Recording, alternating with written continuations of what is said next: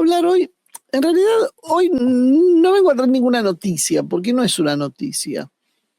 Vengo a presentar una hipótesis que está rodando por ahí, que ya la escuché de 2 o 3 lugares distintos, no es tan descabellada y que da mucho para la polémica. Y esto es un poco como hacíamos antes con charla de café, bueno, esto es un poco algo de charla de café. Vamos a empezar a delirar un poco, trazar hipótesis que no están comprobadas y que este tipo de cosas no se comprueban. Y de hecho, los medios oficiales en general, ustedes se han dado cuenta que medios oficiales, académicos, suelen no decir nada cuando hablan. O sea, es como que está todo muy bien. ¿Dijeron algo mal? No. ¿Dijeron algo bien? Sí. ¿Dijeron algo que te deja pensando? No. Escuchás uno, escuchás otro, y no te sacude. Bueno, las noticias o los hechos a veces no pasan por ese lado. Cuando nosotros insistíamos en lo que significaba Trump en el 2016, el potencial de ruptura y lo que venía, la respuesta, acuérdense cuál era, y de ahí vienen las discusiones. Trump era un homofóbico, era un machista, era un xenófobo, y la verdad, con el correr del tiempo, Trump tiene muchos defectos, pero eso era una cuestión mínima, y que hoy ni la escucho.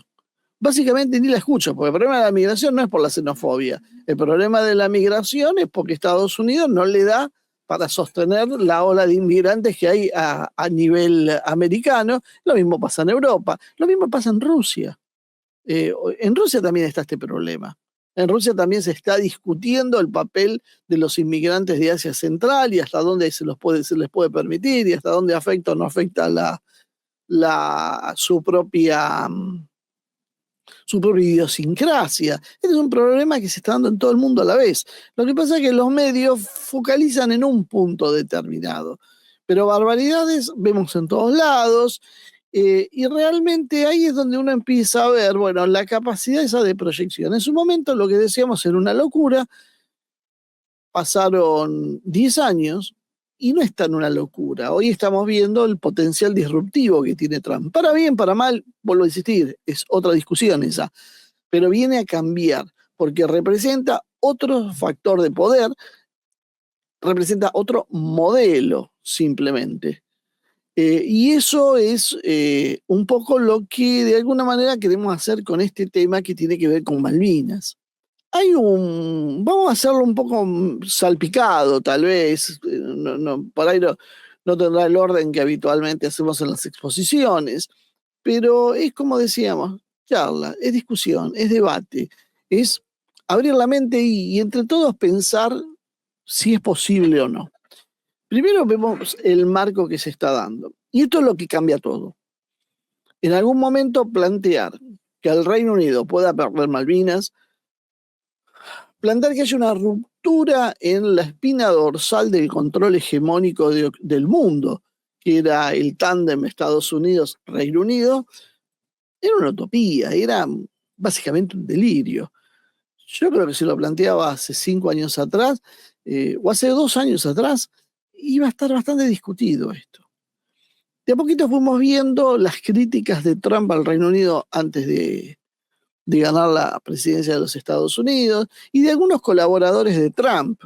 Pero si el Reino Unido siempre fue parte, un eje fundamental de la política exterior de los Estados Unidos. ¿Cómo esto pasó? Pasó porque ha habido un desgaste, porque hay sectores en Estados Unidos poderosos que lo consideran como una rémora pasada, una rémora victoriana, y se pregunta, ¿por qué nosotros tenemos que seguir sosteniendo a Israel, por ejemplo, en algunos lados, que nos mete en guerras, en líos, nos desprestigia y demás, y por qué tenemos que seguir sosteniendo al Reino Unido, que con un poco más de cuidado también hace algo parecido? Todo era el plano de las hipótesis y casi como esas teorías muy marginales que andan circulando, hasta que empezamos a ver lo que empezó a pasar cada vez más serio. Porque ahora ya no son solo críticas al primer ministro británico, ya no son solo críticas al papel de los británicos en el mundo, a su irrelevancia como potencia de acuerdo a sus pretensiones. No digo que sea un país irrelevante, pero sí que es irrelevante de acuerdo a las pretensiones que tiene.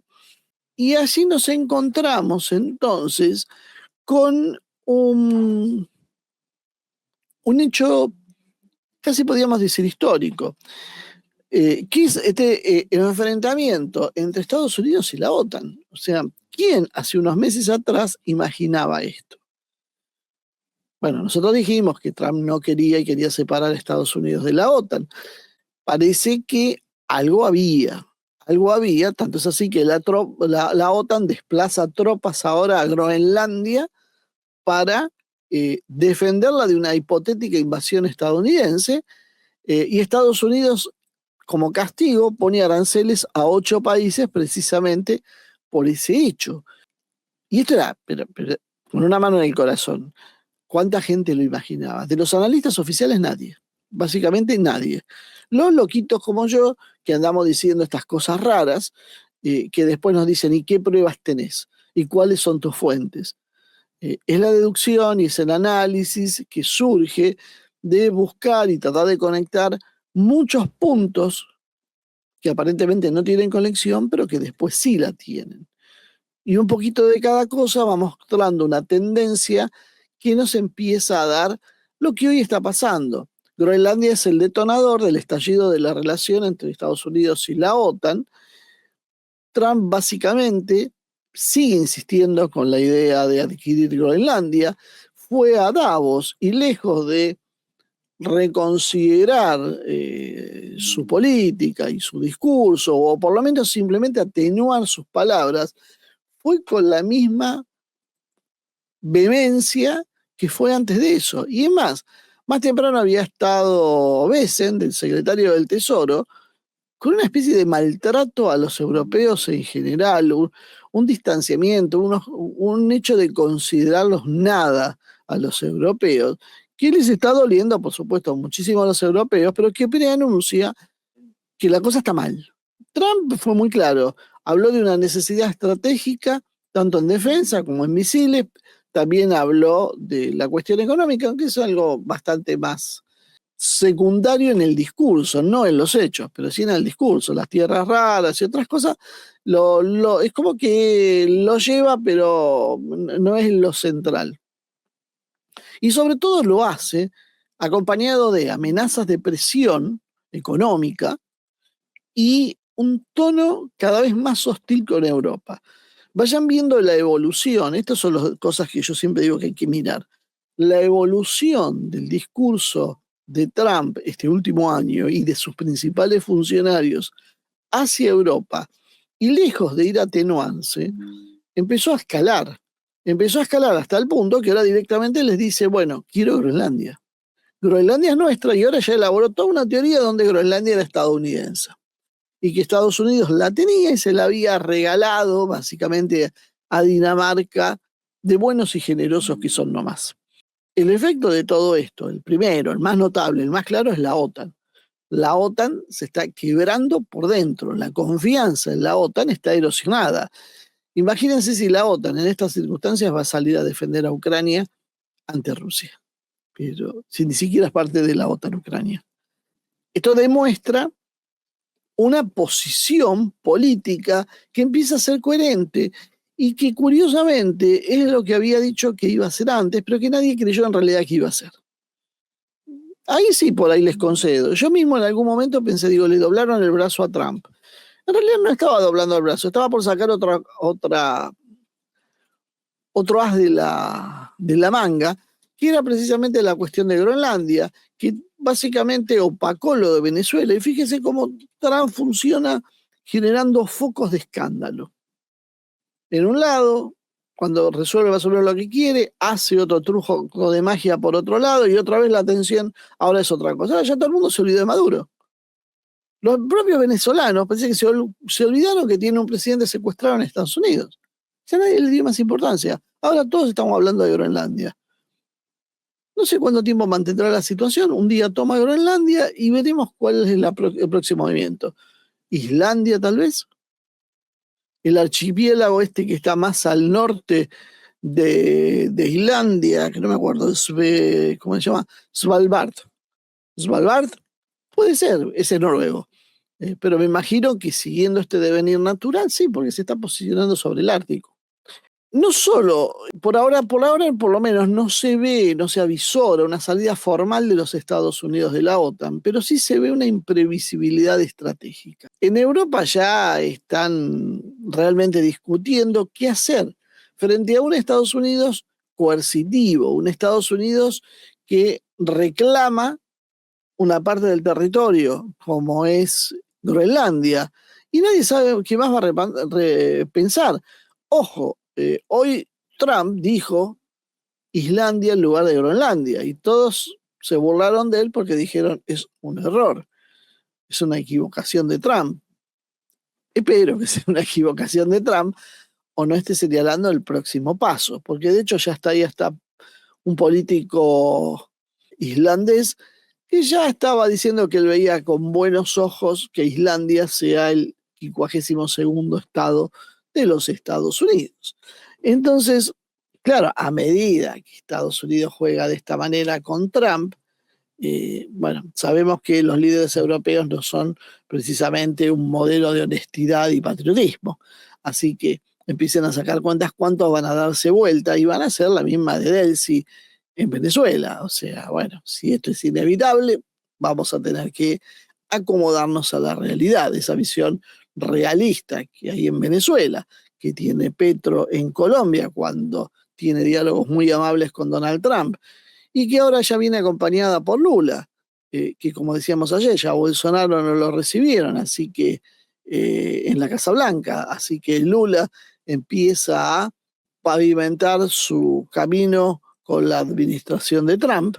Bueno, evidentemente esto se va a seguir repitiendo en muchos lados.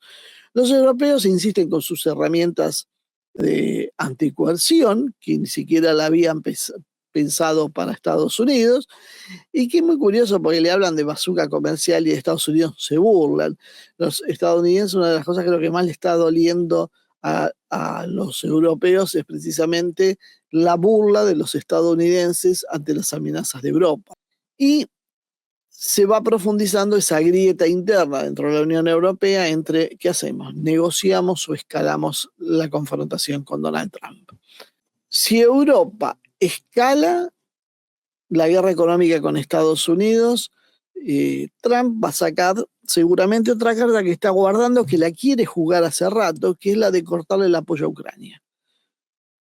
O básicamente forzar el acuerdo en términos estadounidenses. Recuerden, para ver dónde estamos parados, que hace poco tiempo atrás Trump intentaba conseguir un acuerdo de paz en Ucrania y sin embargo las potencias europeas se habían puesto extremadamente duras y exigían ser tenidas en cuenta en ese acuerdo.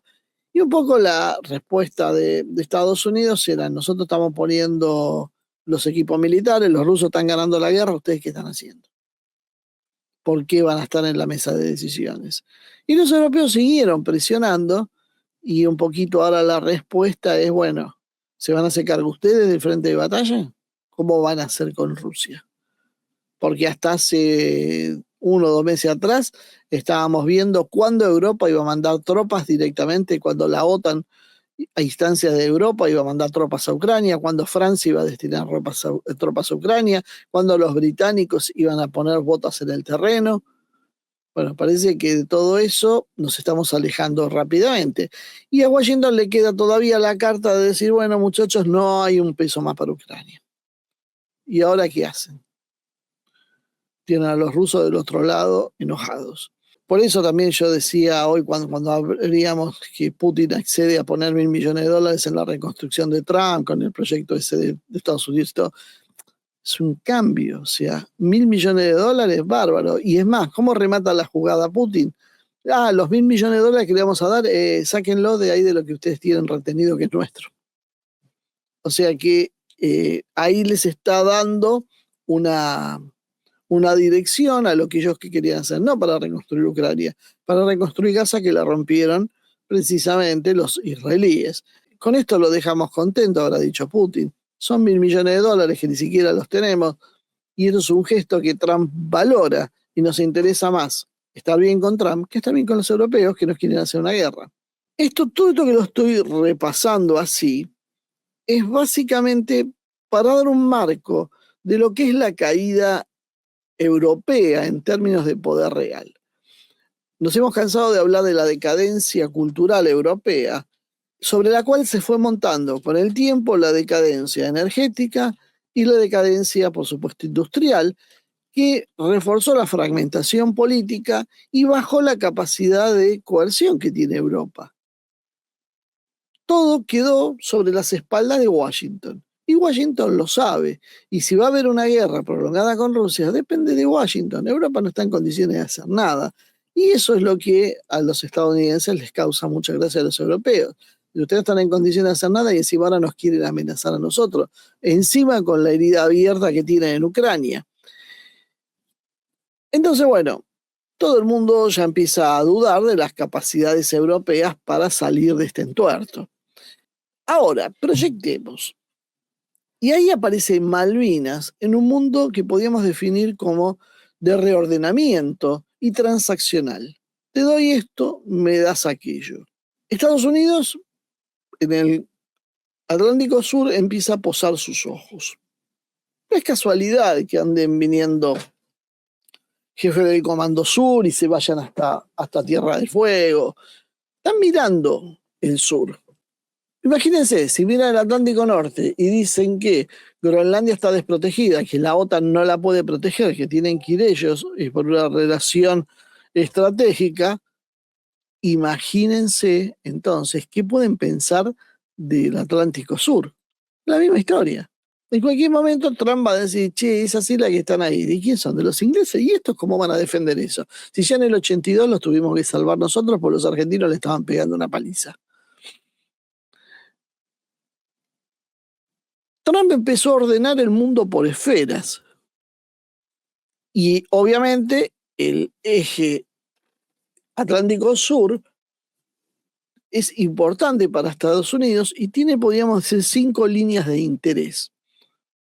El primer punto, el control de rutas y accesos, es decir, lo que es el Atlántico Sur, el pasaje hacia la Antártida y el paso hacia el Pacífico, dado que el canal de Panamá es la única alternativa que habría, hasta tanto, bueno, empiece a tallar la otra ruta que también le interesa a Estados Unidos, que es la del Ártico. Después le interesa, ¿qué más? Los recursos, por supuesto, pesca, la economía azul, como es básicamente toda la economía relacionada con el mar, los potenciales hidrocarburos que pueda haber, lo que podríamos definir como la vigilancia marina, submarina y de cables, o sea, sensores y sistemas ISR, que les permiten hacer reconocimiento y control de la zona, que eso ya es más estratégico militar, y básicamente además el disciplinamiento regional. Bueno, muchachos, ustedes podrán ver que tenemos algunos problemas en otras partes del mundo, pero en América seguimos mandando nosotros. Así que vamos a ver cómo funciona eso. ¿Es necesario para eso cambiar la bandera del Reino Unido? Acá es donde está la discusión general que hay. Eso es control. Se necesita un control funcional. No necesariamente lo tiene que hacer Estados Unidos. Lo puede hacer como hacía hasta ahora a través del Reino Unido. Pero claro, lo que nunca hubo es una situación de tensión como la que tiene Estados Unidos con el Reino Unido hoy. Hasta ahora lo que predominaba era sacar Malvinas al Reino Unido y americanizar el control.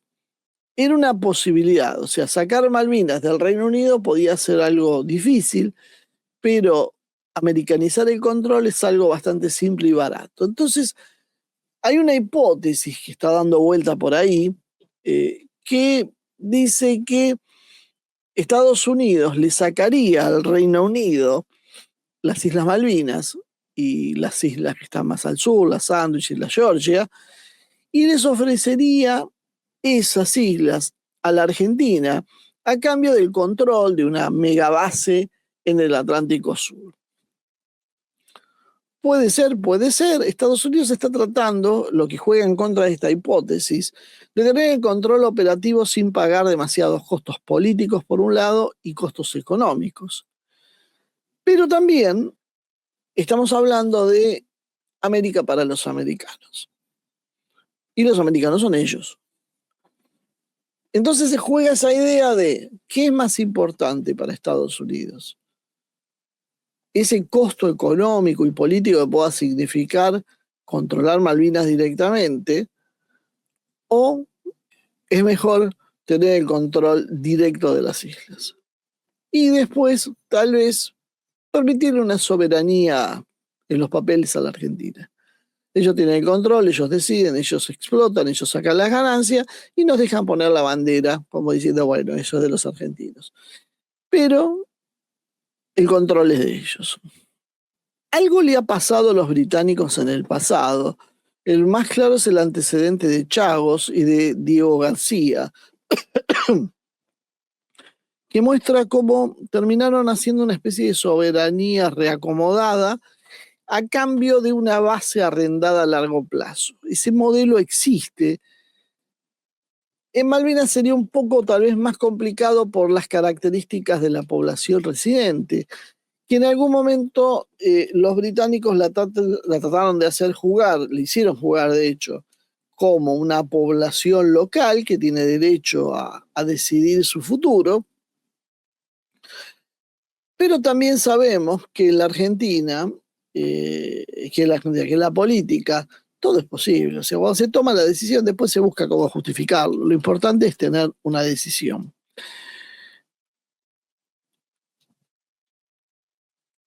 Un escenario puede ser que el Reino Unido, viendo todo esto, refuerce su presencia en Malvinas, su postura de política dura.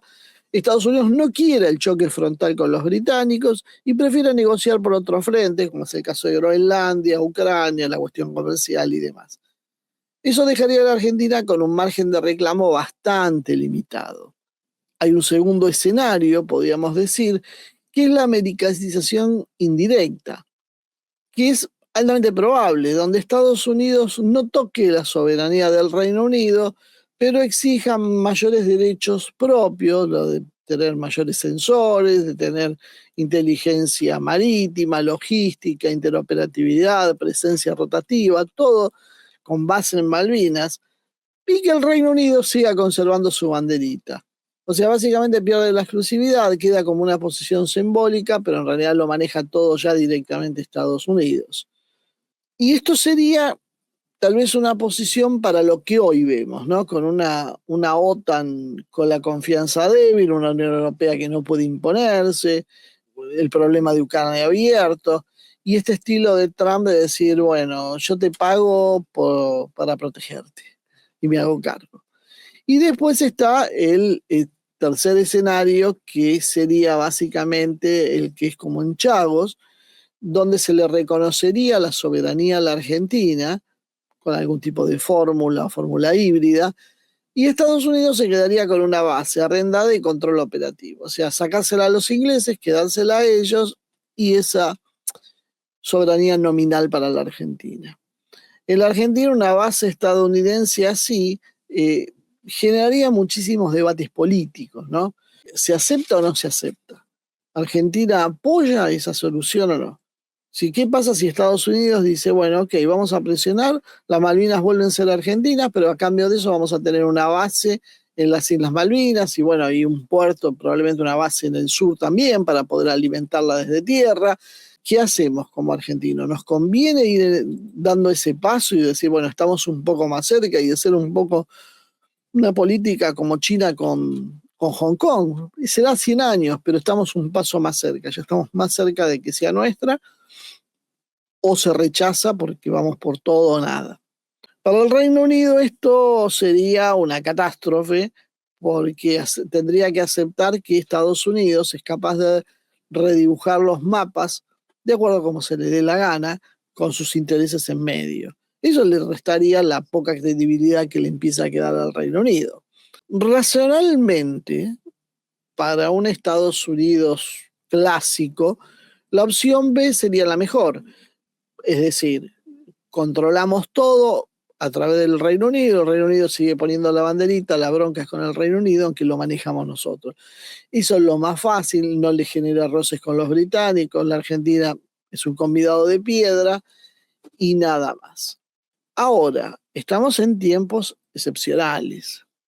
Lo de Groenlandia ya no es una broma, es un hecho. Lo de Davos es la reafirmación de una política donde Estados Unidos justifica en clave de seguridad que esas tierras van a ser estadounidenses, las va a controlar Estados Unidos y no duda en usar su capacidad para fijar aranceles.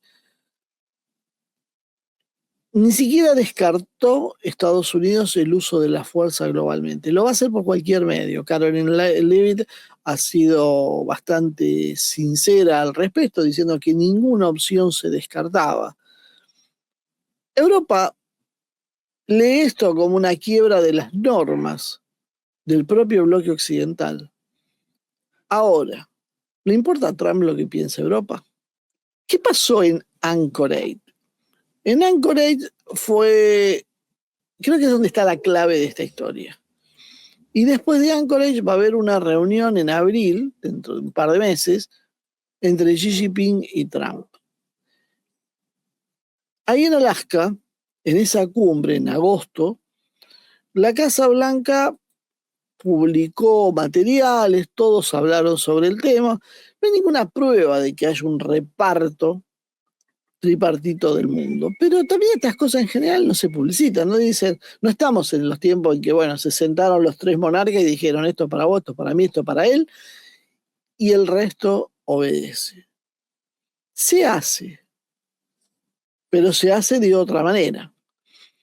Y acá la gran pregunta es, en Anchorage, ¿se decidió ese reparto o no? Porque primero se dijo que había sido muy exitoso, después se dijo que había sido un fracaso, porque finalmente seguían las tensiones entre Estados Unidos y Rusia.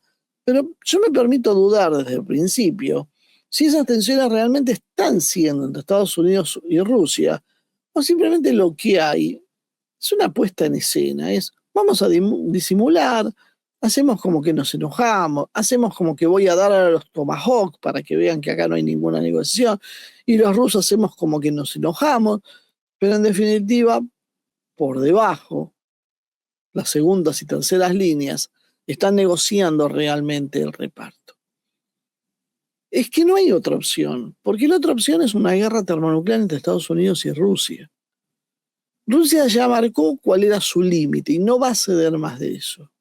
China no hay forma de demolerla. Y cuando a China la quisieron apretar comercialmente, ¿China qué hizo? Respondió con los mismos aranceles. Y entonces hubo un impasse. Y a China cuando le empezaron a apretar militarmente y a acercarla, ¿China qué hizo? Comenzó a fabricar más y más y más equipo militar.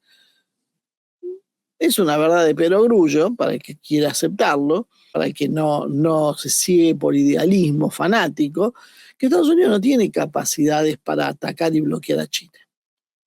Sería una guerra sangrienta, una guerra larga, y se usan armas nucleares con un potencial destructivo enorme. Es decir, es como un virtual empate, hay un triple empate. Entonces ahí es donde mi planteo es, ¿y si en Anchorage se decidieron más cosas que nosotros no sabemos? ¿Por qué no? ¿Quién es el enemigo de todos? Lo que nosotros conocemos como el globalismo. ¿Qué es el globalismo? El globalismo es la política financiera, los grandes bancos, los grandes fondos de inversión.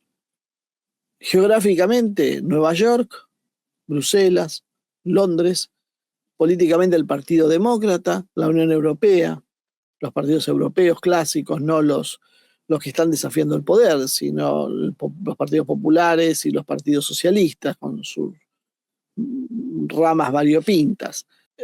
No podemos ser muy secos y decir, bueno, esto es un solo núcleo, no lo podemos probar por lo menos, pero lo intuimos. Intuimos que ese sector, el globalismo, estuvo a punto de imponer un modelo global, mundial, acuérdense los tratados de libre comercio, la eliminación de las fronteras, los acuerdos que hacían que los estados se sometían a los intereses de las empresas mediante tribunales arbitrales, el papel de la OMC. Fíjense, todo eso fue desapareciendo de la discusión política. Ya nadie habla más de la OMC, ya nadie habla más de los acuerdos comerciales, todo se está cayendo, porque está emergiendo otro modelo. Y entonces hay un modelo que tiene otras pautas, otras reglas y por lo tanto otros ganadores y otros perdedores. Las tecnológicas juegan mayoritariamente en la vereda de enfrente del globalismo. Son globales, sí, pero no son alineamiento globalista. Están más alineados con Estados Unidos y Trump que con Bruselas, que las intenta regular. ¿Por qué las quiere regular? Porque no las controla. Entonces, planteado esto, Trump es el patriota, el estatista, que rompió Occidente. Por eso a Putin no le molesta. ¿Por qué le debería molestar si el sueño de Rusia fue siempre que se quiebre la unidad occidental, que era lo que ponía en peligro a Occidente? No hacía falta que eso se ponga en riesgo. Y China le pasa un poco lo mismo. China obviamente se había adaptado al modelo globalista y pensaba imponerse a partir del modelo globalista, pero le cambian las reglas de juego. Se las cambia Putin, se las cambia Trump, y China una vez más se adapta. Bueno, quieren jugar así, yo no tengo ningún problema. Total, sigo manteniendo la mayor parte de los mercados, tengo mucho para crecer internamente, y somos una nación comerciante. Los chinos pueden esperar siglos, cientos de años por un objetivo, no tienen un interés como los occidentales en empezar a dominar ya. Ellos quieren comerciar, son felices comerciando, no guerreando. Entonces, en definitiva, lo que empieza a haber es un enemigo en común. El enemigo en común de Putin, de Xi y de Trump es el globalismo europeo en Londres. Es el sector que precisamente ellos venían enfrentando por separado. No va a haber una estabilidad bajo una hegemonía estadounidense. Simplemente va a haber otro marco, un marco de equilibrio tripartito, podríamos decir, donde habrá espacios para que vayan lentamente emergiendo otros actores si tienen la envergadura suficiente, si no tendrán que conformarse con lo que hay. Y dentro de este marco de guerra civil entre globalistas y patriotas, y me olvidaba de recordar, entre los globalistas, no se olviden que está el Partido Demócrata de Estados Unidos, que de hecho son la cabeza hoy refugiados en Londres porque no pueden hacer pie en su propio país. Pero el gran enemigo interno de Trump no es Putin y no es Xi Jinping. El gran enemigo de Trump son los Clinton y son los Obama. Ese es el problema. ¿Son todos estadounidenses? Sí, no importa, es una lucha entre facciones. Entonces, acá el problema viene. Si las cosas realmente son así, Trump puede estar viendo al Reino Unido como parte de un enemigo mortal, de un enemigo del nuevo orden patriota y estatal que promueve, porque fíjense que Trump usa el Estado como arma. Y ahí empieza el juego de Malvinas a abrirse. Puede ser que decida castigar a sus enemigos, obligando a Londres a aceptar un acuerdo humillante, haciéndole perder Malvinas, que entre paréntesis en Londres también se están preguntando, ¿y sigue siendo negocio mantener Malvinas? Porque económicamente es una cosa y como proyección geopolítica, estratégica y demás es otra distinta. Pero para los números contables del momento, por ahí no es tan brillante el negocio. Y hay muchos en el Reino Unido que siguen con esa historia de esto es caro. Es caro y ¿qué justifica? Dejémoselo a los argentinos y terminemos con esta historia. Sigue habiendo ese sector en el Reino Unido. Pero claro, hay un problema que es lo que significa como símbolo Malvinas para el Reino Unido. Y eso es lo que más le cuesta al Reino Unido negociar. Por eso ha negociado otros enclaves en el mundo y no Malvinas. Porque es más significativa y además porque hay más en juego. Acuérdense que está el tema de Antártida y demás. Potencialmente puede ser muy rico. Trump también puede apelar al reordenamiento estilo doctrina Monroe, como le llaman ellos, que es básicamente América para los americanos, es decir, Estados Unidos se queda con el Atlántico Sur por una cuestión de seguridad hemisférica, y acá no hace falta discutir soberanía o no, simplemente manejamos todo. Y la otra es la opción de, como decíamos, usar el modelo tipo Chagos, donde la soberanía es para la Argentina, pero el manejo, la base a larguísimo plazo y demás es para Estados Unidos.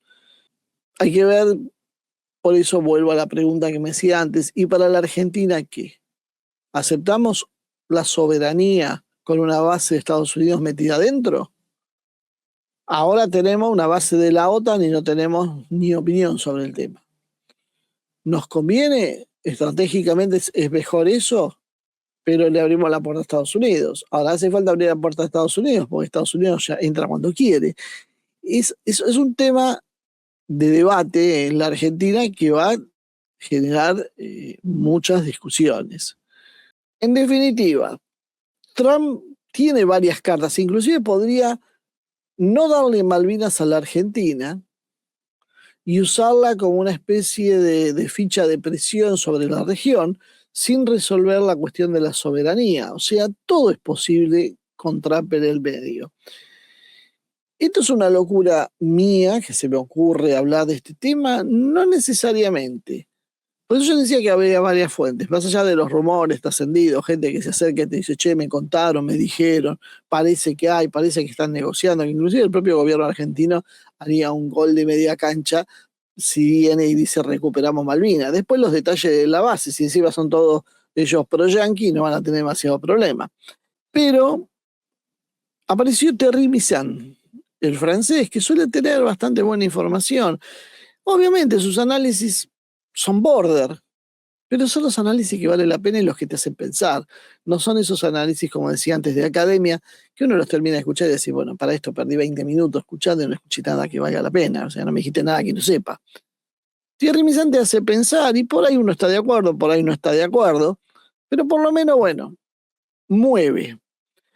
Y Thierry Missan, bueno, habla de esa cumbre en Anchorage y él dice que ahí hubo un acuerdo de reparto. Él asegura que ahí se repartieron básicamente el mundo y que el resultado, la operación sobre Venezuela, que terminó en la captura de Maduro, es la prueba del nuevo derecho de potencia y el nuevo orden que se está reorganizando. Ucrania por Venezuela. Pongámosle muy a rasgos gruesos, podríamos decir, ¿no? Según él, el mundo se dividió en ese mapa que anda por ahí dando vuelta en muchos sitios conspirativos y otros que son serios también, pero que obviamente que no es un modelo oficial, pero que básicamente hay tres líneas entre lo que es Putin, Xi y Trump, y el mundo está en tres zonas de influencia.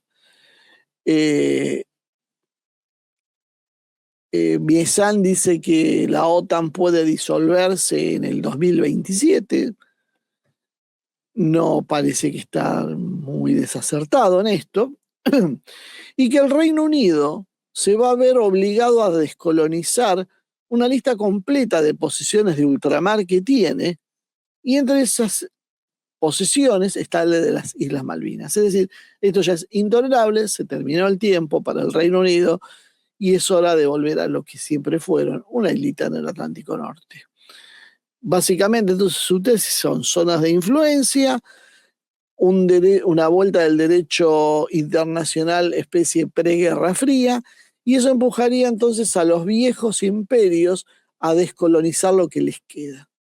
En ese proceso de descolonización que va a impulsar Estados Unidos, Rusia y China, Malvinas va a entrar entre los territorios que los británicos van a tener que ceder en una especie de toma y daca, en un mundo transaccional donde va a haber zonas que se van a negociar y no va a ser todo tan del universalismo occidental. Y eso es un poco lo que se va viendo con esta fricción que empiezan a hacer y que Estados Unidos usa con coacción, inclusive ahora sobre sus propios aliados, porque no está presionando a terceros. Estados Unidos está presionando a sus propios aliados. No podemos saber si ya repartieron en el mundo o no, pero parece bastante probable que así sea. Y Andrei Martynov también va más o menos en el mismo sentido de Thierry Misán. Así que bueno, básicamente eso era lo que quería mostrarle de Malvinas y de analizar el cuadro general, ¿no? ¿Será posible que Estados Unidos rompa con el Reino Unido y ahí se abra esa endija para que Argentina pueda de alguna manera poner un pie en Malvinas? ¿Es aceptable para la Argentina recuperar la soberanía de Malvinas a cambio de la cesión de una base para los Estados Unidos, o Argentina debe mantenerse aparte de todo esto y rechazar cualquier tipo de negociación? Ahora soy yo el que los escucha.